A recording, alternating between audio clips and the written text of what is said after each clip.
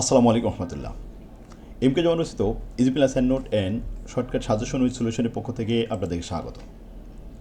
আজকে লাইভ ক্লাসে আলোচ্য বিষয় যে সমস্ত শিক্ষার্থীগণ জাতীয় বিশ্ববিদ্যালয় অধীনে বিবে ফোর্থ ইয়ার 2024 সালে পরীক্ষার্থী, তাদের উদ্দেশ্যে শর্টকাট সাজেশন এবং কিছু পরামর্শ। শিক্ষার্থীগণ, ইতিমধ্যে আপনাদের ফর্ম ফিল আপের ডেট ঘোষণা করা হয়েছে, সুতরাং আপনাদের হাতে এখন সময় খুবই কম।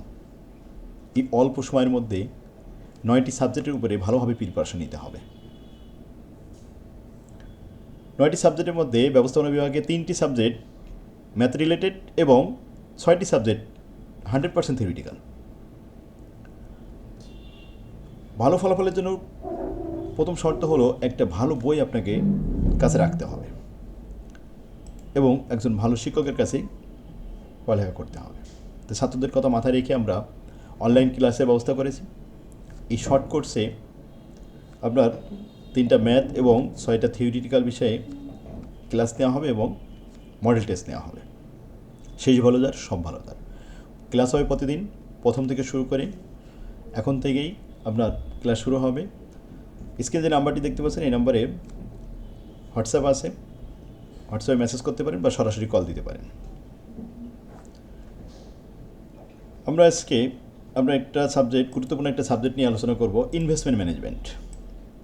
এই সাবজেক্ট A+ পাওয়া খুবই সহজ, কারণ এই সাবজেক্টে দেওয়া হয়েছে আপনাকে একটা শর্টকাট সিলেবাস। যে সিলেবাসে আছে 9টি অধ্যায়, 9টা অধ্যায় থেকে 8টা প্রশ্ন আসবে। 9টি অধ্যায়ের মধ্যে আবার ফিনান্সিয়াল ম্যানেজমেন্টের সাথে 4টা অধ্যায় সম্পূর্ণ মিল আছে। 9টি অধ্যায়ের মধ্যে যে অধ্যায়গুলো প্রতি বছরে ম্যাথ রিলেটেড প্রশ্ন হয় সেগুলো আপনার কমপ্লিট করতে হবে। ক্লাসে আমি এখানে আপডেট সাজেশন দিয়ে দেবো এবং দেখাই দেবো কোনগুলো 100%, 90%, 99% ইম্পর্টেন্ট, সেগুলো দেখাই দেবো। যেমন দেখেন 1 নম্বর অধ্যায়টা 100% থিওরি এবং 9 নম্বর অধ্যায়টা 100% থিওরি, আর বাকি থাকে 7টি অধ্যায়। 7টি অধ্যায় সবগুলোই অঙ্ক। এখান থেকে আপনার 5টা ম্যাথ 100% কমন আসবে। 2 নম্বর অধ্যায় খুবই ছোট, বি পার্ট সি পার্ট 2টা কমন পাবেন। 3 নম্বর অধ্যায়টাও ছোট অধ্যায়, এখান থেকে কমন পাবেন বি পার্ট সি পার্ট। 4 নম্বর অধ্যায়টা ছোট অধ্যায়, এখান থেকে কমন পাবেন ছোট বি পার্ট সি পার্ট। 5 নম্বরটাও কমন পাবেন।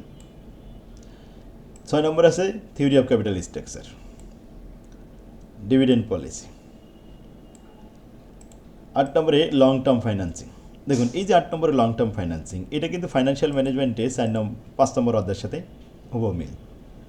কিন্তু 7 নম্বরে যে ডিভিডেন্ড পলিসি দেখছেন, এটা কিন্তু ফাইন্যান্সিয়াল ম্যানেজমেন্টে 4 নম্বর অধ্যায় ডিভিডেন্ড পলিসি। 6 নম্বরে যে থিওরি অফ ক্যাপিটাল স্ট্রাকচার দেখলেন, এটা কিন্তু আপনার 3 নম্বর অধ্যায় ফাইন্যান্সিয়াল ম্যানেজমেন্টের ক্যাপিটাল স্ট্রাকচার নামেই দেওয়া আছে। তাহলে কয়টা? 3টা অধ্যায় এখানে হলো। আর এখানে আছে 3 নম্বর ভ্যালুয়েশন। এই যে 2 নম্বর অধ্যায়টা, 2 নম্বর অধ্যায় এই লিজ ফাইন্যান্সিং, এটা ফাইন্যান্সিয়াল ম্যানেজমেন্টের 6 নম্বর অধ্যায় লিজ ফাইন্যান্সিং দেওয়া আছে, সেম অধ্যায়। তো এই 4টা অধ্যায় সম্পূর্ণ হুবহু মিল। তো এই 4টা ফিনান্সিয়ালেও কাজে লাগবে, আবার এদিকে ইনভেস্টমেন্টের কাজে লাগবে। একই সাথে 2টা সাবজেক্ট হয়ে যাবে 2 in 1। এখন আপনার দায়িত্বটা ভালোভাবে শিখতে হবে। অঙ্ক শেখার একটা অভিনব কৌশল হলো ফরম্যাট। কারণ অঙ্ক শেখানোর সময় ছাত্রদেরকে প্রথমে একটা অধ্যায় সম্পর্কে কনসেপ্ট ক্লিয়ার করতে হয় যে এই অধ্যায়ে কয় রকমের অঙ্ক আছে, কয়টা নিয়ম আছে। যদি একজন শিক্ষার্থী নিয়ম সম্পর্কে প্রথমে ধারণা পায়, তাহলে ওই অধ্যায়টা খুব সহজে অল্প টাইমের ভিতরে আপনি সেটা সহজে আয়ত্ত করতে পারবেন।